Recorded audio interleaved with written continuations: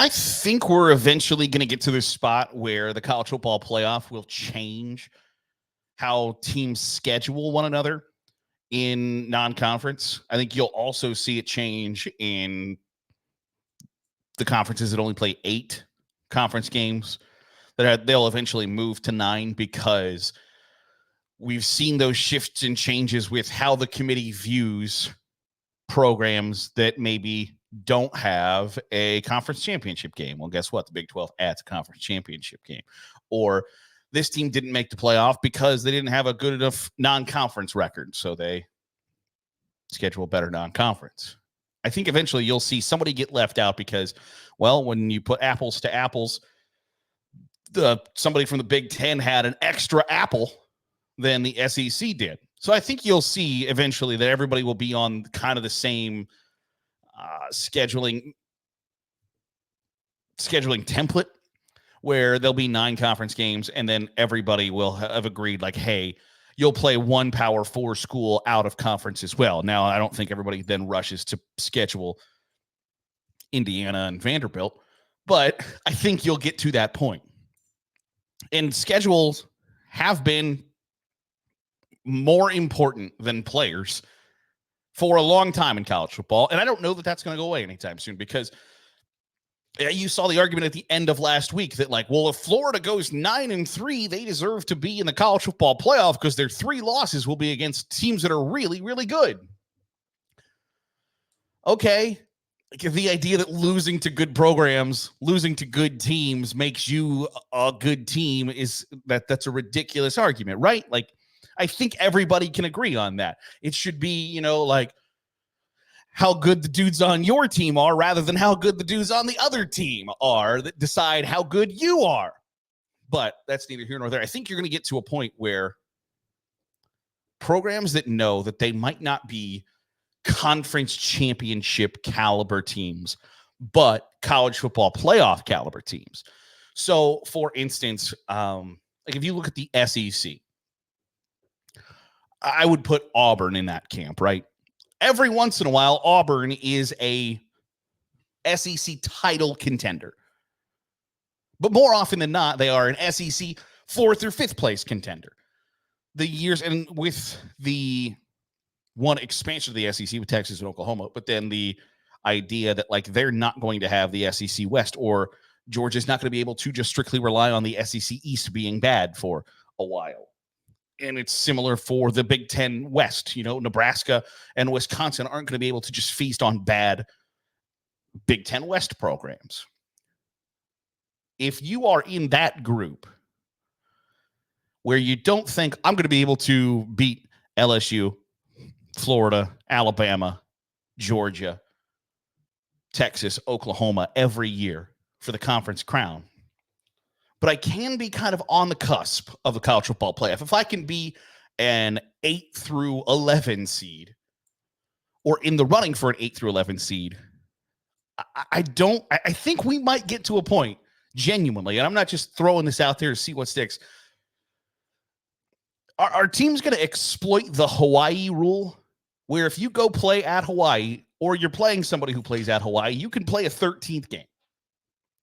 And if you're not going to make the SEC championship game, or you're not going to make the Big 10 championship game, ACC, Big 12, but you're going to be right on the cusp of play. And part of this is we do schedules so far out into the future, right? Like, there are games on the schedule for 2035. Well, kids playing in those games are 8 years old. So we got time to figure that out. But I think you'll see those schedule windows start to shrink a little bit, where you're not going to have the, like, well, our intent was to schedule somebody good, but that program fell off when we scheduled that game 8 years ago, right?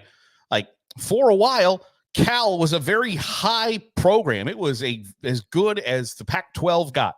Virginia Tech was as good as the ACC got. Those are not still the case in 2024.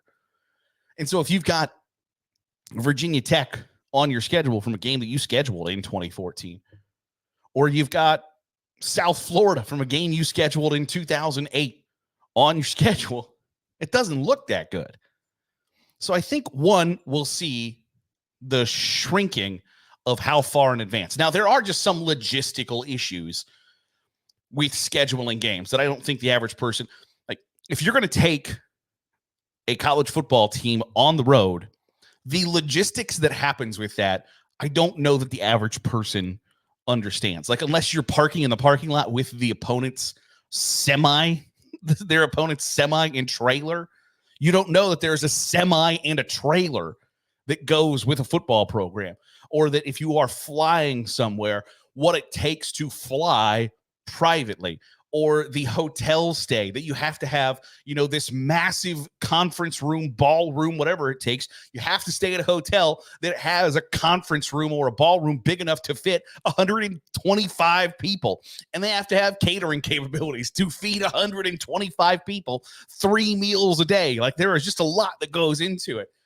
And so, you're still going to see a couple of years in advance, just because hotel availability, private plane availability, fundraising to make sure you can take the band on the trip. All of those things happen.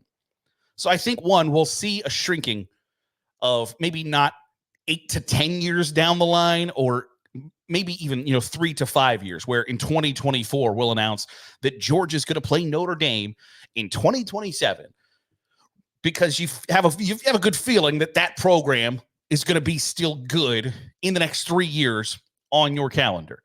But I think it's going to be heightened. It's going to be, we have to make sure we have a prime time non-conference schedule, or at least one prime time, big time game from another Power 4 opponent, where the Big Ten started this, where they said, hey, everybody's got to have a non-conference Power 4 team. And teams would be like, well, does Navy count?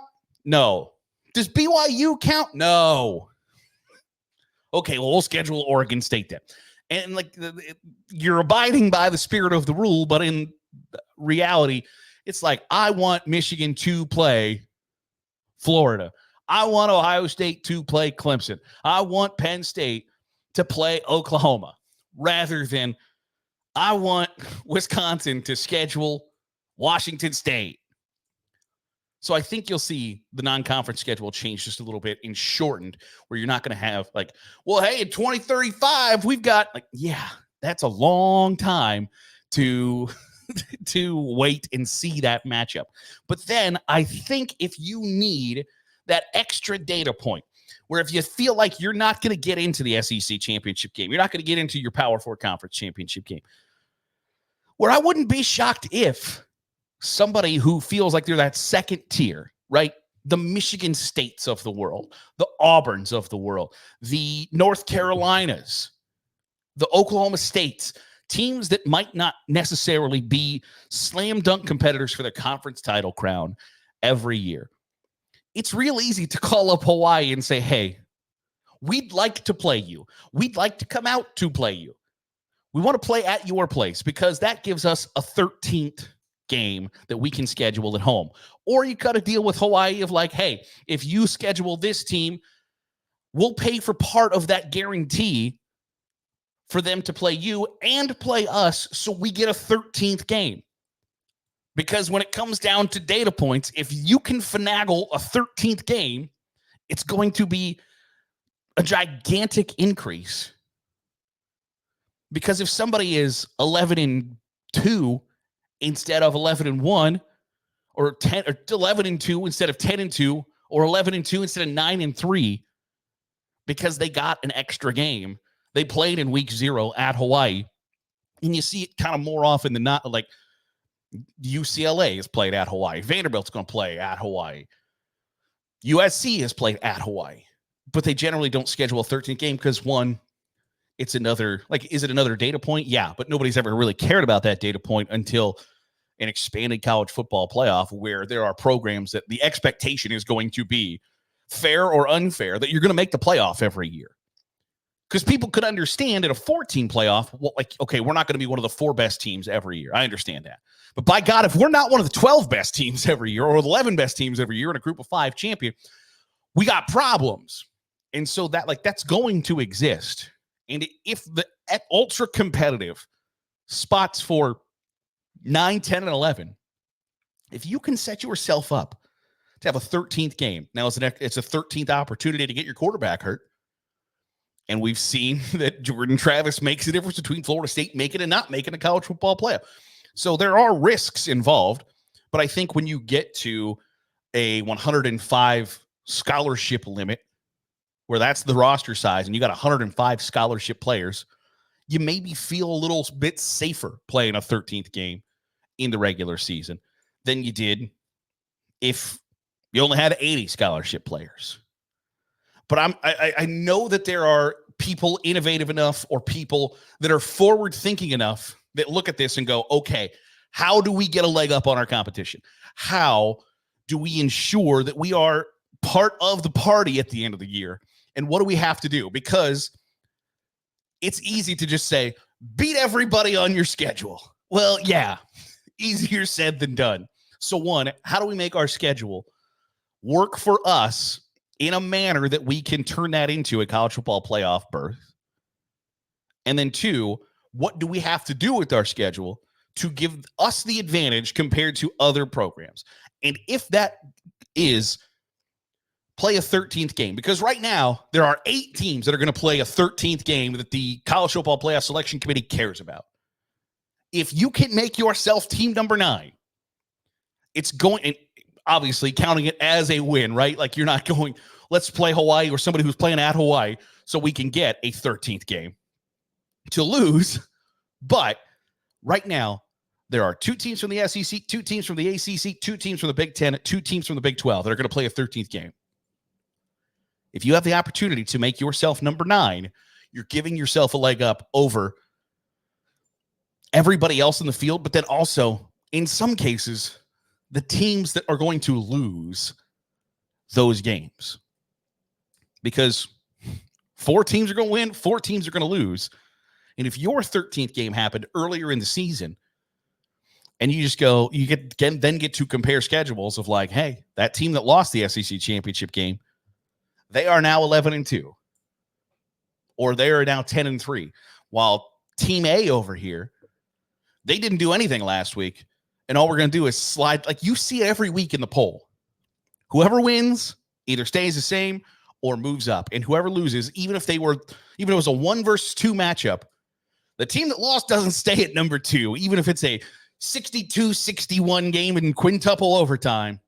It stays. Team number 1 who won is number 1, and team number 2 drops to 3 or 4 or whatever. So you can improve your status by doing nothing. And if you could do that earlier in the season, somebody's going to try it. I'm telling you that they're going to be forward thinking enough to say, you know what? Like it's probably easier on the West Coast. It's easier if you get it in week 0 or week 1 or whatever the case may be, because nobody's wanting to like, hey, we've got a bye week in our Power 4 conference schedule. Let's schedule a game 4,500 miles away. Generally not how it works. But if you can work out a deal like, hey, Hawaii, you don't pay us a guarantee. We'll come out and play you because we're going to get a guarantee from somebody else home game later. And if you need somebody, or if you need us to pay part of a guarantee to bring somebody else out to the island, we'll do that if we can get them on our schedule to get us game number 13. It's going to happen at some point. I'm telling you, it's going to happen. And when it does, people will be like, it's a great idea. Wish I would have thought of that. They'll be banging down Hawaii's door, or whoever's going to play at Hawaii. They'll do whatever it takes to get into the college football playoff, because it means increased revenue. It means increased eyeballs. And it feels really good for your program to be included in that party at the end of the year when it's a pretty exclusive club right now. That'll do it for today's episode of the Daily Huddle. Appreciate you making us a part of your day, however it is, wherever it is you're doing so. If you think I'm crazy and off base, let us know in the comments down below. And would you like to see your team go out and play Hawaii? I think you probably would. Let me know if you go to that game in the comments down below. If you're watching on YouTube here, click the subscribe button. Make sure you get all the great college football content we're pumping out. Give the video a thumbs up if you liked it too. It gets us in front of more college football fans, and that's always a good thing. Catch you tomorrow for another episode of the Daily Huddle.